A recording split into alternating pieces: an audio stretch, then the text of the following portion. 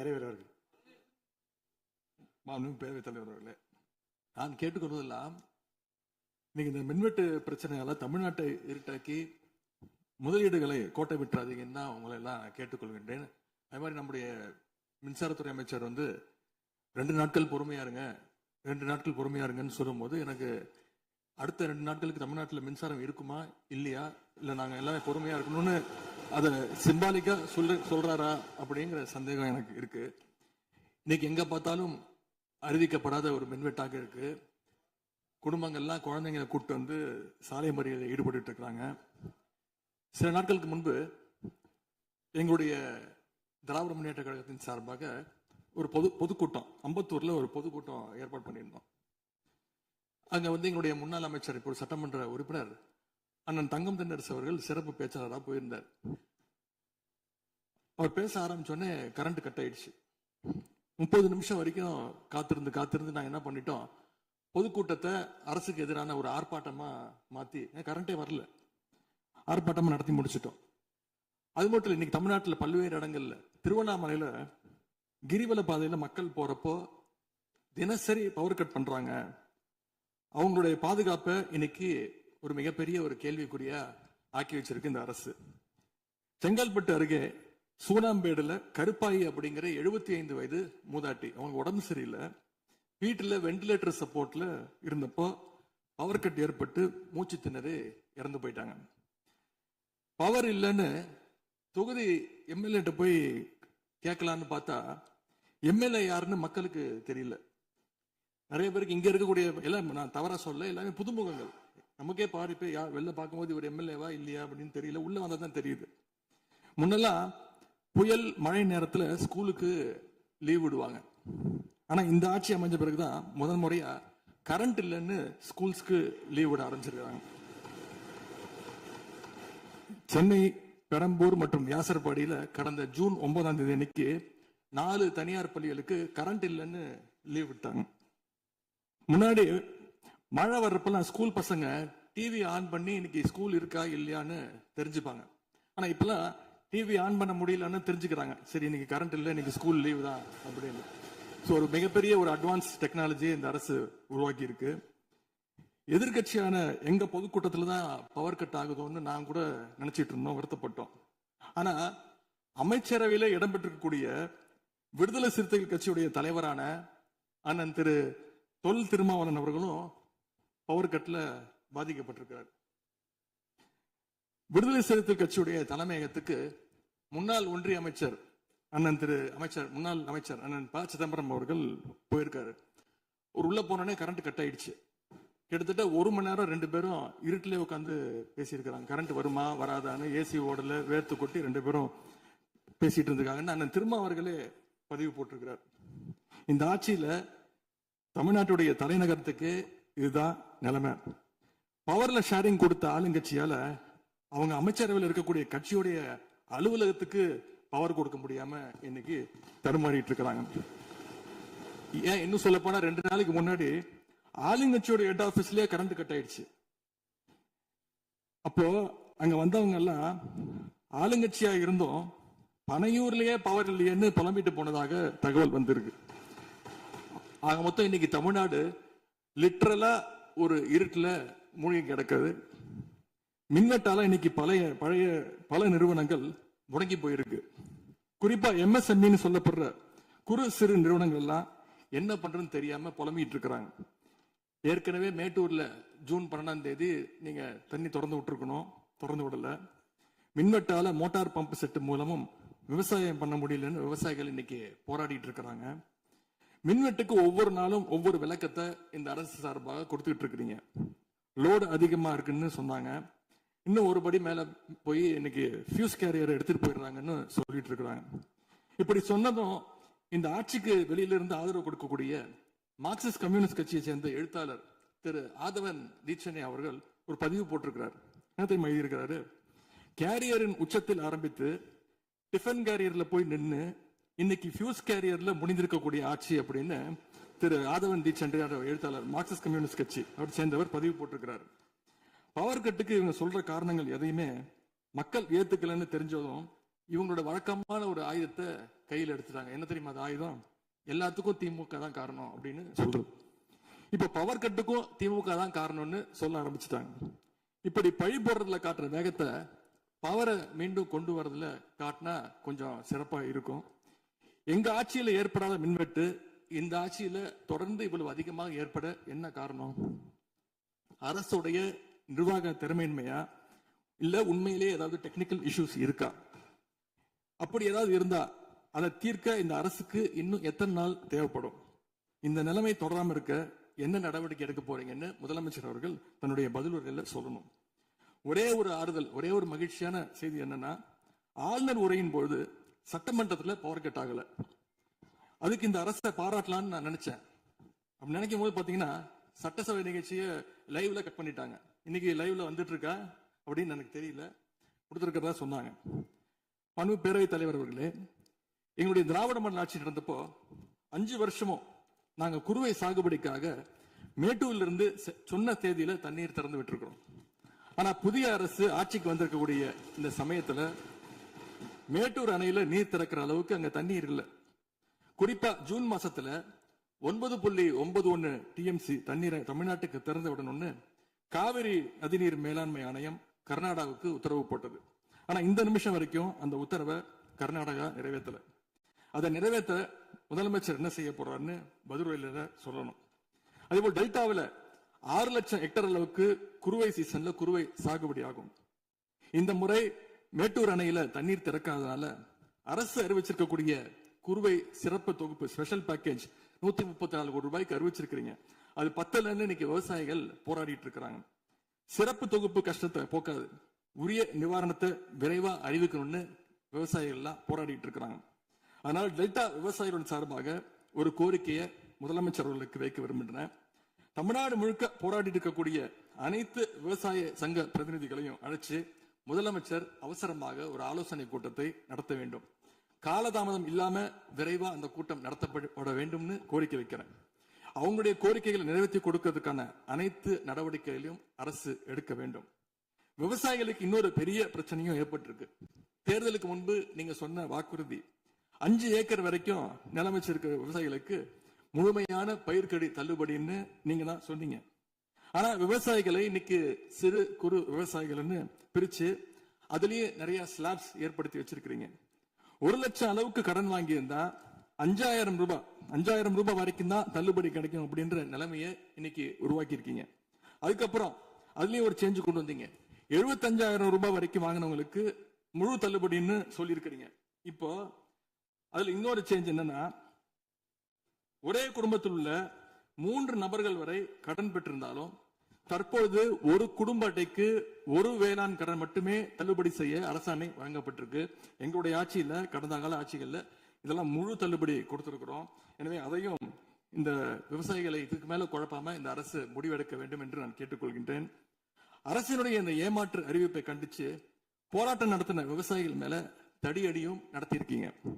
தேர்தல் பிரச்சாரத்தின் போது முதலமைச்சர் சொன்னாரு, எனக்கு இன்னொரு ஜென்மம் இருந்தா நான் விவசாயியா பிறக்கணும்னு ஆசைப்படுறேன்னு முதலமைச்சர் சொல்லியிருக்கிறார். ஆனா இன்னொரு பக்கம் விவசாயிகள் மேல தடியடியும் நடத்தியிருக்கீங்க. விவசாயியா பிறக்க இன்னொரு ஜென்மம்லாம் தேவையில்லை, எப்ப நினைச்சாலும் போய் விவசாயி ஆயிடலாம். ஆகவே வெற்று வார்த்தைகளால விவசாயிகளை ஏமாத்தாம இந்த அரசு செயல்படணும்னு நாங்க விரும்பி கேட்டுக்கொள்கின்றோம். மேட்டூர் அணையை திறக்காது, மேகதாது அணை பிரச்சனை, பயிர்க்கடன் தள்ளுபடியில ஏமாற்றம்னு இந்த 1 மாசத்துல மட்டும் விவசாயிகள் பல சோதனைகளை சந்திச்சிருக்கிறாங்க. இன்னும் பேரவைத் தலைவர் அவர்களே, இன்னொரு முக்கியமான விஷயம், இந்த ஆட்சியில அரசு பள்ளிகள்ல நடக்கிற கூத்தெல்லாம் பார்க்கும்போது ரொம்ப அதிர்ச்சியாக இருக்கின்றது.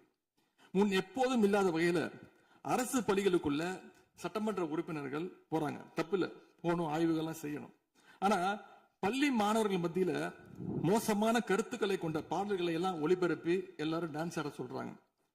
முதலமைச்சரோட போட்டோ மாற்றுறதோ பாடல் போடுறதோ இங்க பிரச்சனை கிடையாது. ஆனா அவங்க என்ன பாட்டை மாணவர்கள் மத்தியில போடுறாங்க அப்படிங்கிறது தான் இங்க இருக்கக்கூடிய பிரச்சனை. மாணவர்களுக்கு தன்னம்பிக்கையும் ஊக்கமும் அளிக்கிற மாதிரியான கருத்தான பாடல்களை போட்டா பரவாயில்ல. ஆனா சினிமா படங்கள்ல வர குத்து பாடல்கள், தவறான அர்த்தம் கொண்ட பாடல்கள் எல்லாம் குழந்தைகள் மத்தியில ஒளிபரப்பி அதை ஏற்கவே முடியாது. எனவே முதலமைச்சர் தலையிட்டு உடனே இதை நிறுத்தணும்னு கேட்டுக்கொள்கின்றேன். அடுத்து மிக முக்கியமான ஒரு பிரச்சனையை இந்த அரசின் கவனத்துக்கு கொண்டு வர விரும்புகிறேன். இன்னைக்கு தமிழ்நாட்டுடைய சட்டம் ஒழுங்கு நிலைமை எப்படி இருக்குன்னு செய்திகளை பார்த்தா அவ்வளவு கொடூரமாக இருக்குது. ஒரு மாசத்துல 200க்கும் மேற்பட்ட பாலியல் குற்றங்கள் நடந்திருக்கு. அதுல 100க்கும் அதிகமான குற்றங்கள் சிறுமிகள் மீதான பாலியல் வன்கொடுமைகள். ஜனநாயக நடைமுறைக்கு எதிராக குழந்தைகளை பயன்படுத்தி பெரியவங்க கிட்ட வாக்கு கேட்டார் என்று இருக்கக்கூடிய முதலமைச்சர். ஆனா அவர் ஆட்சியில குழந்தைகளுக்கும் பாதுகாப்பு இல்ல, பெரியவங்களுக்கும் பாதுகாப்பு இல்லைங்கிற நிலைமை இன்னைக்கு நடந்துட்டு இருக்கு. இந்த புதிய அரசு ஆட்சிக்கு வந்த ஒரு சில நாட்கள்லயே கோயம்புத்தூர்ல 10 வயது பெண் குழந்தைய பாலியல் வன்கொடுமை செஞ்சு கொலை பண்ணியிருக்கிறாங்க. முக்கியமா தமிழ்நாட்டையே உலுக்கிய ஒரு கேஸ், கும்மிடிப்பூண்டியில ஒரு 3 வயது குழந்தை பாலியல் வன்கொடுமை செய்யப்பட்டு புதர்ல வீசப்பட்டு அதன் பின்பு அந்த குழந்தை இறந்தும் போயிடுச்சு. இந்த சம்பவத்துக்கு நீதி கேட்டு அங்க இருக்கக்கூடிய மக்கள்லாம் போராட்டத்துல இறங்கிட்டாங்க.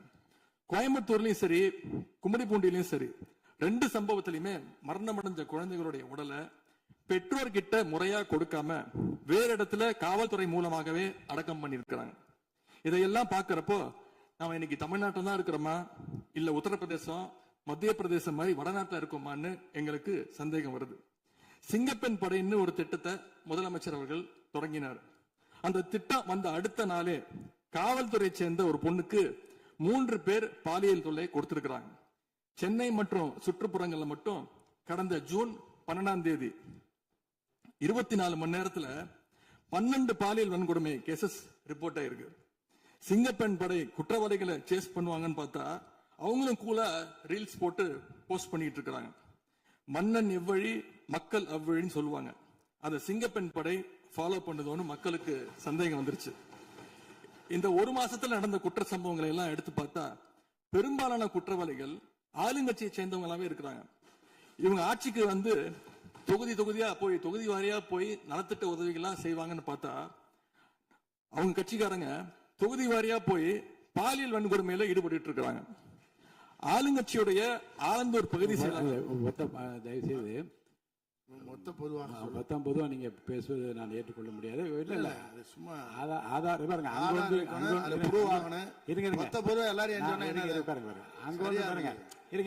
உட்காருங்க. அங்கொன்றும் இங்கொன்றுமாக சில நிகழ்வுகள் நடந்திருந்து அதில் ஆளுங்கட்சி இருந்திருந்தால் கூட மாண்பு முதலமைச்சர் நடவடிக்கை எடுத்துட்டு செய்தியில் வந்து கொண்டுதான் இருக்கு. நான் பத்திரிகைகளை பார்க்கிறேன். அதனால் குறிப்பிட்டு இந்த இடத்தில் இந்த கட்சிக்காரர் என்று நீங்கள் பெயர் குறிப்பிட்டு பேசினா அதை ஏற்றுக்கொள்வதில் எனக்கு ஆட்சேபனை இல்லை. பொதுவாக பேசுவதை தவிர்க்க வேண்டுகிறேன். அவை குறிப்பிட்டு அது மட்டும் நீக்கப்படுகிறது. ஆளுங்கட்சியுடைய ஆலந்தூர் பகுதி செயலாளர் பேர் குறிப்பிட்டு சொல்றேன்.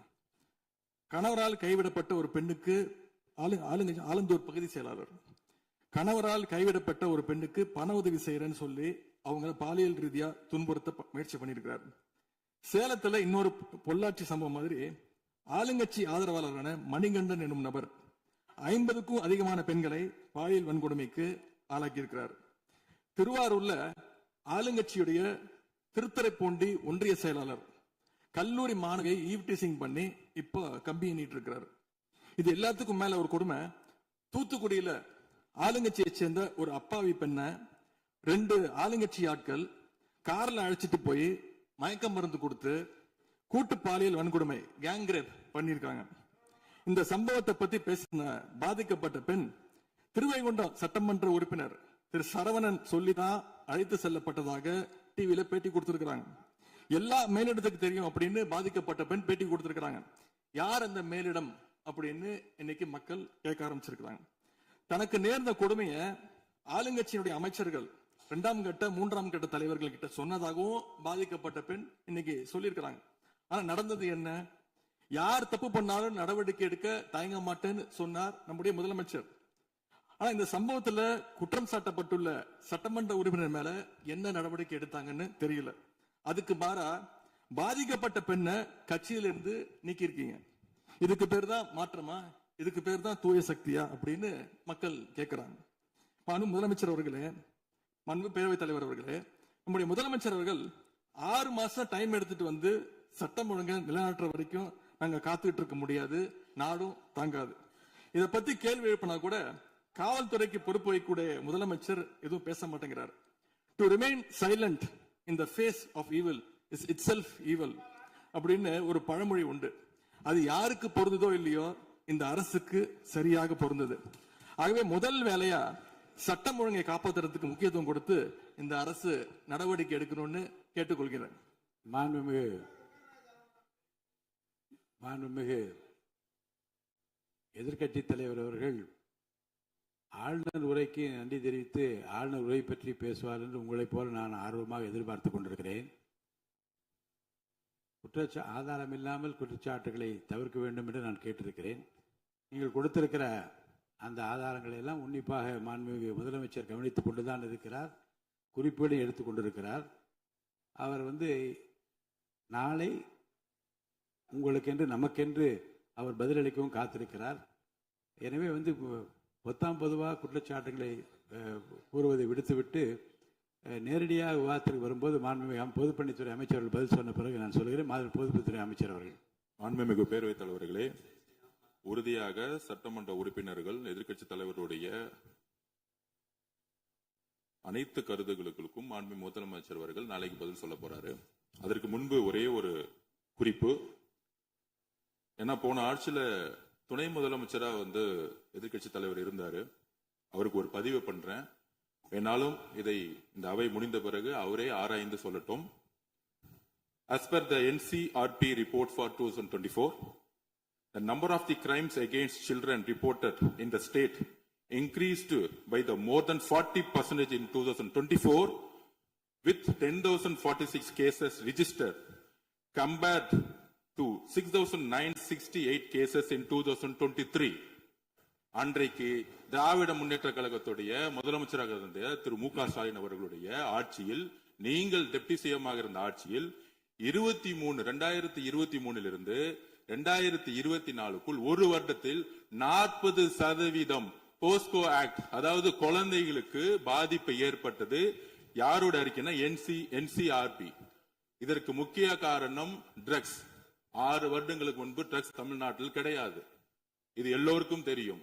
ஆனால் இந்த 5 வருடத்தில் ட்ரக்ஸுக்கான பிரச்சனைகளை எத்தனை முறை ரிவ்யூ மீட்டிங் போட்டு சரி செய்யப்பட்டது. அன்று டெப்டி சிஎம் இருந்தவர் இந்த 40% கிட்டத்தட்ட 6,968 இருந்து 10,046 காசா இன்கிரீஸ் ஆயிருக்கு. உங்களுடைய ஆட்சியில எந்த நேரத்தில் டெப்டி சிஎம் இருந்து இந்த போஸ்கோ வழக்குகளை நீங்கள் ரிவ்யூ மீட்டிங் பண்ணி குறைச்சீர்கள்? நாங்கள் இந்த 40 நாள்ல கடுமையாக ரிஃபார்ம்ஸ் பண்ணிட்டு இருக்காரு எங்களுடைய முதலமைச்சர். ஒட்டுமொத்த காவல்துறை ரிஃபார்ம்ஸ் ஒர்க் நடந்துட்டு இருக்கு. அதுல சிங்கப்படைன்னு ஒரு கேலி கிண்டல் பேசுற மாதிரி பேசிட்டு இருக்கீங்க. அதுக்கான ரிஃபார்ம்ஸ் பண்றதுக்கு என்ன டைமோ அந்த டைம் எடுத்துட்டு ஒர்க் பண்ணிட்டு இருக்கோம். காவல்துறையுடைய ஒட்டுமொத்த ட்ரக்ஸ் இஷ்யூ கடந்த 5 வருடங்களாக நீங்க சரி செய்யல. அந்த ட்ரக்ஸ் எதிர்கொள்றவங்க தான் ரேப் பண்ணப்படுறாங்க. நீங்க சொல்றீங்க தமிழக வெற்றி கழகத்தோட ஆளுங்கட்சின்னு.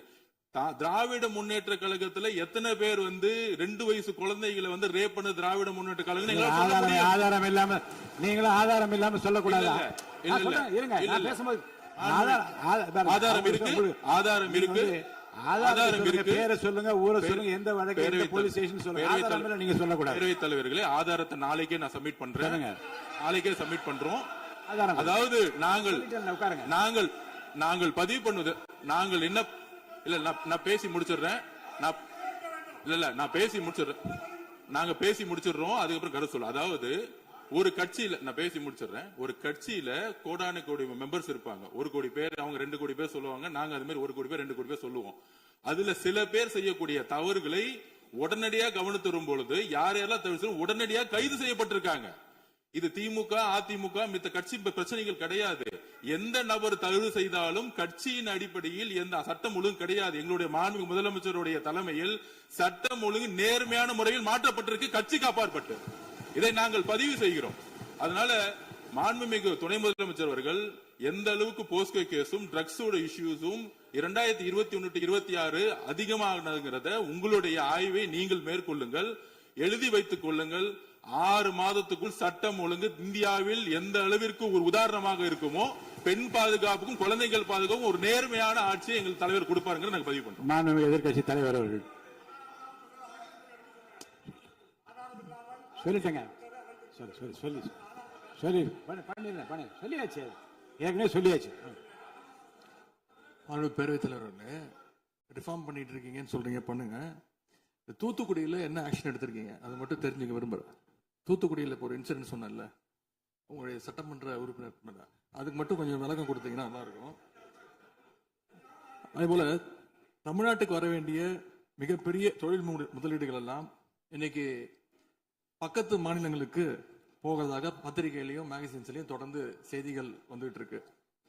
தொழில்துறை கைடன்ஸ் தமிழ்நாடு அமைப்புகள்ல முந்தைய ஆட்சியில் இருந்தக்கூடிய அதிகாரிகளை திடீர்னு மாத்தினதும் ஒரு தவறான முடிவுன்னு நாங்கள் கருதுறோம். இதனால தமிழ்நாடு பாதிக்கப்பட்டிருக்கு அப்படின்னு பத்திரிகைகளை தொடர்ந்து அறிக்கைகள்லாம் வந்துட்டு இருக்கு. இதற்கு இடையில ஆளுநர் உரையில தலைமைச் செயலாளர் தலைமையில தமிழ்நாடு இன்வெஸ்டர் ப்ரமோஷன் கமிஷன் என்ற பேர்ல ஒரு புது அமைப்பு உருவாக்கப்படும்னு அதை தெரிவிச்சிருக்கிறீங்க. அப்படின்னா இப்ப சிறப்பா செயல்பட்டு வருகின்ற கைடன்ஸ் தமிழ்நாடு அமைப்பு என்னவாகும் அப்படின்னு முதலமைச்சருடைய பதிலுரையில சொல்லணும்னு நாங்க விரும்புறோம். மாண்பு பேரவைத் தலைவர் அவர்களே, இந்த அரசின் முன்னாடி இவ்வளவு பிரச்சனைகள் இருக்கு, ஏகப்பட்ட பிரச்சனைகள் இருக்கு. இதையெல்லாம் தீர்க்க முயற்சி பண்ணாம அடுத்த கட்சி ஆட்களை இழுக்கிற வேலையை தான் நீங்க எல்லாம் முழு வீச்சில் செஞ்சுட்டு இருக்கீங்க. இந்த அரசின் மீதான நம்பிக்கை வாக்கெடுப்பின் போது நான் குறிப்பிட்டு சொன்னேன், புதுமையான ஆட்சின்னு சொன்னீங்க, கடைசியில புஷ்பா பட ஆட்சியை கொடுத்திருக்கீங்கன்னு குறிப்பிட்டு பேசியிருந்தேன். அந்த அளவுக்கு குதிரை பேரம் தொடர்ந்து நடந்துகிட்டு இருக்கு. அப்படி பேசின அப்புறமாவது எதிர்கட்சி தலைவர்களுக்கு இந்த குதிரை பேரம் கழுதை பேரம் என்பதை பற்றி எல்லாம் பேசுவதற்கு இடமல்ல. இது ஆதாரம் இல்லாமல் எந்த பேரத்தை பற்றி பேசுவதை நான் அனுமதிக்க முடியாது. நீங்க அடுத்த இதுக்கு போலாம். 3 சீட்டர் சோஃபா 3 சீட்டர் சோஃபா இன்னைக்கு 5 சீட்டர் சோஃபாவா அப்கிரேட் பண்ணிருக்கீங்க. ஏற்கனவே சோஃபா அனுப்பி அடுத்த கட்சி எம்எல்ஏக்கெல்லாம் இழுத்துக்கிட்டு இருந்தீங்க. இன்ஸ்டா மார்ட்ல பொருட்களை வாங்குற மாதிரி இன்ஸ்டன்டா எம்எல்ஏக்களை வாங்கிட்டு இருக்கீங்க. வாங்கி ராஜினாமா செய்ய வச்சு விட்டு இருக்கீங்க.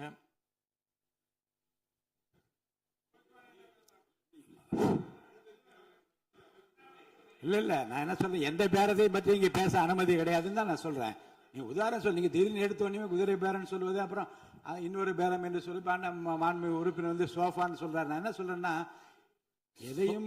எதையும் சொல்லுவதற்கு இந்த அவைக்கு உரிமை உண்டு. ஆனால் சொல்லுவதிலே உண்மை இருக்க வேண்டும். உண்மைக்கு மாறான தகவல்களுக்கு இங்க இடமில்லை. ஏன்னா அர்த்தம் இருக்குல்ல. இப்ப நீங்க ஏதோ ஒரு அர்த்தம் உள்நோக்கத்தோடு சொல்லப்படுற, நீங்க சோஃபா என்று சொல்வதற்கு நீங்க ஒரு உள் அர்த்தத்தோடு ஒரு வார்த்தையை சொல்லுகின்றீர்கள், நகைத்தும் கொள்ளுகிறீர்கள். அப்ப மக்கள் அதை பற்றி என்ன நினைப்பார்கள்? சற்று விளக்கமாக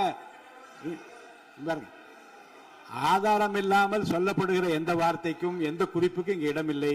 மாண்புமிகு எதிர்க்கட்சி தலைவர், நீங்க தொடர்ந்து பேசலாம். ஊழல் சக்தின்னு சொல்லிட்டு அதே எம்எல்ஏக்களுக்கு இன்னைக்கு ஒரு மச்சத்தை மட்டும் வச்சுட்டு இன்னைக்கு தூய சக்தியா நீங்க மாத்திட்டீங்க. அதனால எங்களுடைய தலைவர் சமீபத்தில் சொன்னாரு, தீர்ந்து போன சக்திகள்கிட்ட திருடுற அளவுக்கு காஞ்சி போன சக்தியா இன்னைக்கு இந்த ஆட்சியாளர்கள் இருக்கிறாங்க. ஆகவே இந்த குற்றச்சாட்டுகளுக்கு முதலமைச்சர் அவர்கள் தன்னுடைய பதில் உரையில அவர் விளக்கம் அளிப்பார்னு நாங்க நம்புறோம். முக்கியமா இந்த ஆள் பிடிக்கிற வேலையை நிப்பாட்டிட்டு இனியாவது ஆட்சி நிர்வாகத்துல நீங்க கான்சென்ட்ரேட் பண்ணுங்கன்னு உங்களை எல்லாம் கேட்டுக்கிறேன். மாண்பு பேரவைத் தலைவர் அவர்களே, உங்களுடைய தேர்தல் முக்கியமான வாக்குறுதிகள், படிச்சு வேலை இல்லாத இளைஞர்கள் அவங்களுக்கு எல்லாம் 4500 ரூபாய் மாசம் 4500 ரூபாய் தருவேன்னு சொல்லியிருக்கிறீங்க. அது சீக்கிரம் 6 மாசத்துல கொடுங்க. மகளிருக்கு நீங்க சொன்ன உரிமை தொகை 2500 ரூபாய் உரிமை தொகை, வருஷத்துக்கு 6 கேஸ் சிலிண்டர், தாய்மாமன் சீர், இதெல்லாம் 6 மாசத்துல கொடுப்பீங்கன்னு நான் நம்புறோம். இதெல்லாம் எப்படி கொடுக்க போறீங்க அப்படின்னு ஒரு டைம் லைனை முதலமைச்சர் தன்னுடைய பதிலுரையில சொல்லணும்னு கேட்டுக்கிறோம். அதேபோல் சட்டம் ஒழுங்கு சீர்கேடு, மின்வெட்டு, விவசாயிகள் பிரச்சனை ஆகியவற்றில் முதலமைச்சர் அவர்கள் தலையிட்டு உடனடியாக ஒரு தீர்வு காண வேண்டும். ஆளுநர் உரையில இதற்கான விளக்கம் இல்லாததால முதலமைச்சருடைய பதில் உரையாவது இதெல்லாம் இருக்கும்னு நாங்க எதிர்பார்க்கிறோம். இப்ப நான் கேட்டதுக்கெல்லாம் வழக்கம் போல பழக்க தோஷத்துல எல்லாத்துக்குமே திமுக தான் காரணம்னு எங்க மேல பழிய தூக்கி போடாம தப்பிச்சுக்காம தீர்வை நோக்கியதா முதலமைச்சருடைய பதில் இருக்கணும்னு நான் விரும்பி கேட்டுக்கொள்கின்றேன். ஆளுநர் உரையில இருமொழி கொள்கை, மாநில உரிமை, சமூக நீதி, மகளிர் முன்னேற்றம்னு திமுக சொன்னதையே ப்ளூ பிரிண்டா ஃபாலோ பண்ணி இந்த அரசுடைய கொள்கை முடிவுகளா அறிவிச்சிருக்கிறீங்க. இதை நாங்க வரவேற்கிறோம். மற்றபடி ஆளுநர் உரையில தமிழ்நாட்டுடைய வளர்ச்சிக்கான ரோடு மேப் எதுவும் இல்லைன்னு கூறிக்கொண்டு முழுக்க முதலமைச்சருடைய புகழுரையாகத்தான் இந்த ஆளுநரை அமைஞ்சிருக்குன்னு சொல்லி வாய்ப்புக்கு நன்றி கூறி விடைபெறுகின்றேன். நன்றி, வணக்கம். பேரவையின் இன்றைய நிகழ்ச்சிகள் இத்துடன் முடிவுற்றன. மாண்புமிகு பள்ளி கல்வித்துறை அமைச்சர் பேசுங்க. ஐயா, மாண்புமிகு பேரவைத் தலைவர் அவர்களே, பேசுங்க. மாண்புமிகு பள்ளி கல்வித்துறை அமைச்சர் பேசுங்க. உட்கார். மாண்புமிகு பேரவைத் தலைவர் அவர்களே, ஒரு செய்தி விளம்பரத்துறை அமைச்சர் என்ற முறையில் இந்த மாமன்றத்தில் மதிப்பிற்குரிய எதிர்க்கட்சி தலைவர் அவர்கள் சொன்ன சில செய்திகளுக்கு சில வரி விளக்கங்களை உங்கள் மூலமாக வழங்க விரும்புகிறேன். தன்னுடைய பேச்சிலே மாண்புமிகு எதிர்க்கட்சி தலைவர் அவர்கள் சில விளக்கங்களை ஆக்கப்பூர்வமாக ஆதாரத்தோடு கூறியிருந்தால் அதை குறிப்பெடுத்து அதன்படி இந்த தமிழ்நாடு அரசு தன்னுடைய திசைவழி போக்கை சரியான முறையில் செலுத்திக் கொள்ள தயாராக தான் இருக்கிறது. நான் முதல்வன் திட்டத்தை முடக்குவதற்கோ மாற்றுவதற்கோ எங்களுக்கு எந்த திட்டமும் இல்லை. ஆனால் சில விஷயங்களை தெளிவுபடுத்த வேண்டும். 40 நாள் விரதம் முடிப்பது போல 40 நாட்கள் ஆட்சியை இந்த தாவேக அரசு நிறைவு செய்திருக்கிறது. இந்த 40 நாட்களும் பார்த்து விட்டேன், ஏமாற்றம் மட்டும்தான் மிச்சம் என்று அவர் சொன்னார். ஆனால் மக்கள் திமுகவினுடைய 40 நாள் அல்ல 5 ஆண்டுகளையும் பார்த்துவிட்டு அந்த வந்த ஏமாற்றத்தால் தான் இப்படி ஒரு தீர்ப்பை எங்களுக்கு வழங்கி இருக்கிறார்கள். ஆளுநர் மகிழ்ச்சி, அமைச்சர்கள் மகிழ்ச்சி, ஆளுநர் மகிழ்ச்சி என்றெல்லாம் சொன்னார். இந்த அரசில் தமிழ்நாடு மக்கள் மகிழ்ச்சியாக இருக்கிறார்கள் என்பதை தான் இன்றைய சட்டமன்றத்தினுடைய போக்கு காட்டுகிறது. நான் முதல்வன் திட்டத்தை பொறுத்தவரை தமிழ்நாடு முழுக்க இருக்கக்கூடியவர்களை நான் முதல்வன் என சொல்ல வைத்துவிட்டு ஒரே ஒரு குடும்பத்தில் மட்டும் முதல்வர்கள் வந்து கொண்டிருக்கின்ற போக்கை மாற்றுவதற்காக தான் இப்படி ஒரு சட்டமன்றம் அமைந்திருக்கிறது. தமிழ்நாடு வரலாற்றில் முதல் முறை முதலமைச்சர் மட்டுமல்ல, மாண்புமிகு சி ஜோசப் விஜய் அவர்கள் முதல் முறையிலேயே முதலமைச்சராக இருக்கிறார். அவருக்கு பிறந்தநாள் வாழ்த்துக்களையும் சொல்லிக் கொண்டு, நிதி ஆயோக் கூட்டத்தில் மாண்புமிகு முதல்வர் சொன்னதெல்லாம் 40 நாட்கள் நீங்கள் செய்திருக்க முடியாது, அது திமுக தான் காரணம் என்று சொன்னார்கள். நானும் அதை தான் சொல்கிறேன். இன்று அவர் சொன்ன சட்டம் ஒழுங்கு, போதை பொருள் எல்லா பிரச்சனைக்கும் 5 ஆண்டு காலமாக அவர்கள் செய்த திமுக ஆட்சிதான் காரணமாக இருக்க முடியும் என்பதையும் சுட்டிக்காட்டிக் கொள்கிறேன். பள்ளி மாணவர்கள், ஒரு கல்வித்துறை அமைச்சர் நான், பள்ளி மாணவர்களினுடைய புத்தக பையிலே அன்றைய முதல்வர் ஸ்டாலின் படத்தை நாங்கள் போடவே இல்லையே என்று பெருமையாக சொன்னார். அப்புறம் ஏன் சார் லேப்டாப்ல மட்டும் அந்த படத்தை போட்டீங்க? நீங்க லேப்டாப்பில் போட்ட படத்தை எங்கள் மாணவர்கள் திண்ணர் வைத்து அழித்து விட்ட காட்சிகளும் சமூக வலைதளத்தில் பார்த்துக் கொண்டுதான் இருக்கிறோம். ஒரு வரியில் சொல்லுகிறேன், கோயில் பிரச்சனையை முத்தமிழறிஞர் டாக்டர் கலைஞரினுடைய வசனத்தையே சொல்கிறேன். நாங்கள் கோயில் கூடாது என்று சொல்லவில்லை, கோயில் கொடியவர்களின் கூடாரமாக மாறிவிடக் கூடாது என்றுதான் சொல்லுகிறோம். தூய்மை தொழிலாளர்களை இன்றே பார்த்து விட்டதாக முதல்வர் அவர்கள் முன்னாள் முதல்வர் பார்த்து விட்டதாக சொல்கிறார்கள். எங்கள் கேள்வியே அதுதான். 10 நாட்கள் ஒரு வாய் சாப்பிடாமல் உண்ணாநோம்பு இருந்த போது நானும் எனது சகோதரர்கள் அண்ணன் ஆனந்தும் மாதவம் போய் பார்த்தோமே. இன்று தூய்மை தேவதைகளை பார்க்கிற திரு ஸ்டாலின் அவர்கள் அன்னைக்கு ஏன் சார் பார்க்கல? ரிப்பன் மாளிகைக்கு அட்ரஸ் தெரியலையா? எப்படி போக வேண்டும் என்ற பாதை தெரியவில்லையா? தமிழ்நாடு எத்தனையோ திருடர்களை பார்த்திருக்கிறது. அலிபாபாவும் 40 திருடர்களையும் கூட பார்த்திருப்பீர்கள். அலிபாபாவும் ஃபியூஸ் கேரிய திருடர்களையும் இப்போதுதான் எங்களுடைய மின்சாரத்துறை அமைச்சர் பார்த்துக் கொண்டிருக்கிறார். அதை குறித்த நடவடிக்கை எடுக்கப்பட்டுக் கொண்டிருக்கிறது. அவர்கள் மின்வெட்டை குறித்து சொன்னதற்கு மாண்புமிகு புரட்சித் தலைவி அம்மா அவர்கள் இதே மாமன்றத்தில் சொன்ன ஒரு வரியை சுட்டிக்காட்ட ஆசைப்படுகிறேன். இந்த மாமன்றத்திலே தமிழ்நாட்டிற்கு மின்சார தடையை அறிமுகம் செய்த திமுக எதற்கு மின்சார தடையை பற்றி பேசுகிறது என்று அவர் கேட்டார். கலைஞர் வண்ண தொலைக்காட்சி கொடுத்தார்கள், அந்த நாட்களை பார்க்க முடியாது. கலைஞர் வண்ண தொலைக்காட்சி கரண்ட் இல்லாம கரப்பு இல்லையா பிளாக் அண்ட் ஒயிட்டாவே போன அந்த காலங்களை எல்லாம் மறந்துவிட்டு ஆதாரம் இல்லாமல் உண்மைக்கு புறமான செய்திகளை மாமன்றத்தில் அவர்கள் சொல்வதை இதோடு நிறுத்திக் கொள்ள வேண்டும். நேரலையை குறித்து கேட்டார்கள். எனக்கு ஆச்சரியமாக இருக்கிறது. 3 ஆண்டு காலமாக ஒரு தொழில்நுட்ப கோளாறாக அன்றைய சபாநாயகர் நேரலையை இருட்டடிப்பு செய்து விட்டார். ஆனால் இன்று மாண்புமிகு சபாநாயகர் நேரலையை கொடுத்துக் கொண்டிருக்கிறார். அவருக்கு எங்கள் சார்பாகவும் நன்றியை கூறிக்கொண்டு, விவசாயிகளின் குறித்து இந்த மாமன்றத்தில் ஒன்று சொல்கிறேன். தமிழ்நாடு வரலாற்றிலேயே விவசாயிகளினுடைய சங்கத்தின் தலைவர்கள் மீது குண்டாஸ் போட்ட ஒரு சர்க்கார் திமுக சர்க்கார். ஆனால் அவர்கள் கண்ணீரை போக்க நாங்கள் போராடி கொண்டிருக்கிறோம்.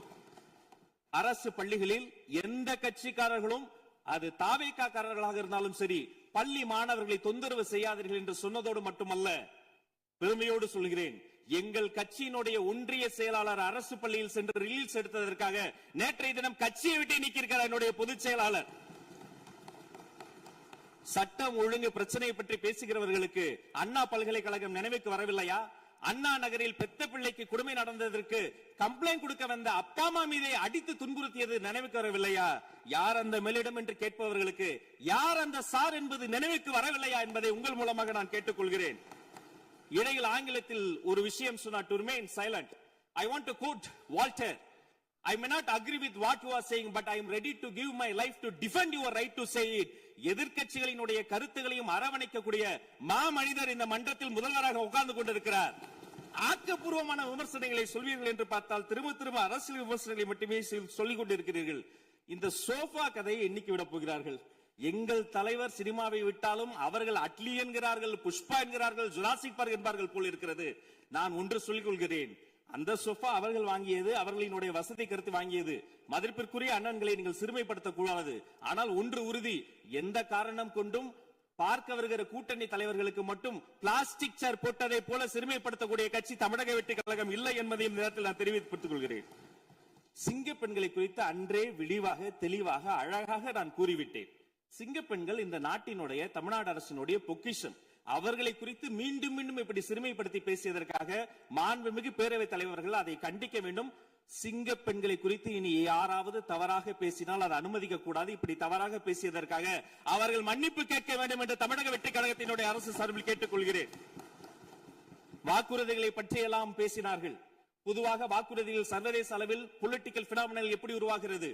ஒரு பிரச்சனை, அந்த பிரச்சனைக்கான ஒரு சொல்யூஷன்ஸ், அதை எந்த பொலிட்டிக்கல் இன்டர்ஃபரன்ஸ் இல்லாமல் செயல்படுத்தக்கூடிய ஒரு செயல்முறை, பின்பு வரக்கூடிய அந்த வெற்றியை ரோடு போடுவோம் என்று சொல்லி ரோடு போட்டதை காண்பித்து எக்ஸிபிட் செய்து அவர்கள் முன்னோக்கி செல்வார்கள். ஆனா இங்க பொறுத்த வரைக்கும் நாம தமிழ்நாட்டில் இதுவரைக்கும் ஆண்டவர்கள் பிரச்சனையை ஐடென்டிஃபை பண்ணி சொல்லவே மாட்டாங்க. ஏன் தெரியுமா? அந்த பிரச்சனையே அவங்கதான், அவங்களே அவங்களை ஐடென்டிஃபை பண்ணி எப்படி சொல்ல முடியும்? சரி, அதுக்கு பாசிபிள் சொல்யூஷன் சொல்லி பொலிட்டிக்கல் இன்டர்ஃபரன்ஸ் இல்லாம அதை செயல்படுத்த முடியுமா? ஒரு முனிசிபல் கவுன்சிலர் தொடங்கி மாண்புமிகு அமைச்சரினுடைய வீட்டில் இருக்கிறவர்கள் வரைக்கும் கமிஷன் மீது கமிஷன் அடித்து அந்த ப்ராஜெக்டே முடியாது. கடைசியில் எதை விளம்பரம் செய்வது? அந்த திட்டத்தினுடைய வெற்றியையா? எதை விளம்பரம் செய்வது என்றே தெரியாமல் தங்கள் தலைவரை, அதுவும் ஒரு குடும்பத்தை மட்டுமே வெறித்தனமாக விளம்பரம் செய்து செய்தி விளம்பரத்துறையின் கஜானாவை துடைத்து வைத்து சென்றிருக்கிறார்கள் என்பதையும் இந்த மாவட்டத்துக்கு தெரியப்படுத்த நான் கடமைப்பட்டிருக்கிறேன். இன்னும் ஒவ்வொரு வரியிலும் ஆக்கப்பூர்வமாக அறிவியல் பூர்வமாக எதையாவது சொல்வார்களும் நான் தேடி தேடி பார்த்தேன். அவராக 40 நாட்கள் தேடி பார்த்து ஏமாற்றம் அடைந்தார். நான் 40 நிமிடத்திலேயே ஏமாற்றம் அடைந்து விட்டேன். இதை சொல்ல வேண்டும் என்று சொன்னால் ஒரு நகைச்சுவை காட்சியில் சொல்வதை போல அதுல ஒண்ணுமே இல்ல, கீழே போட்டுருங்க. நன்றி சட்டப்பேரவை தலைவர் அவர்களே. எதிர்க்கட்சி தலைவரால் கூறப்பட்ட குற்றச்சாட்டுகளுக்கு மாண்புமிகு பள்ளி கல்வித்துறை அமைச்சர் அவர்கள் அவர் ஏற்புடைய வகையில் இங்கே பதிலளித்திருக்கிறார். பேரவையின் இன்றைய நிகழ்ச்சி இத்துடன் முடிவுற்றன. பேரவை மீண்டும் நாளை காலை 9:30 மணிக்கு கூடும். வணக்கம்.